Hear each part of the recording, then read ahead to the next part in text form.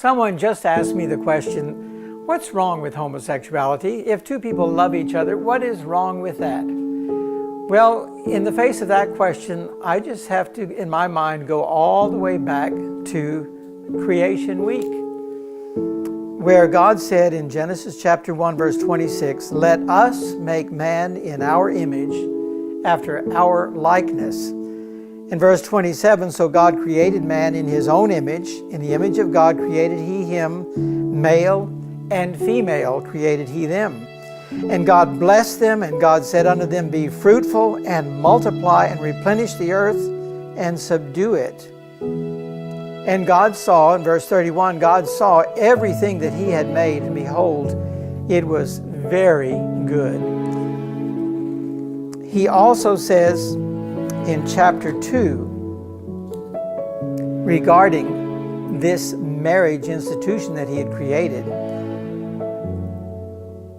"Therefore shall a man leave his father and his mother, and shall cleave unto his wife, and they shall be one flesh." What really jumps out at me in this passage is that God said, "Let us make man in our image." And then he commissioned man, meaning mankind, male and female, to continue that creation, the procreation. He says, "Be fruitful and multiply."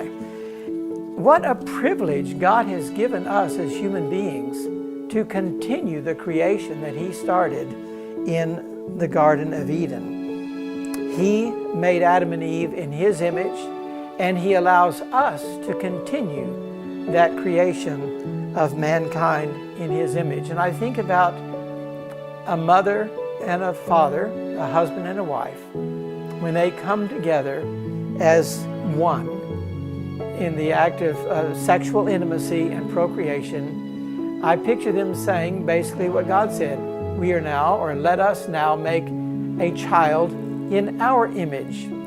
This is such a wonderful blessing and a privilege that God has bestowed upon us. And here I sit 6,000 years later, a product of men and women for all of those millennia, fulfilling God's commission to be fruitful, to multiply, and replenish the earth. And I think this is such a wonderful privilege and an honor that God has bestowed upon mankind, man and woman, that we are commissioned and allowed to participate in his act of creation. And God has made this process a wonderful gift, creating in the image of God.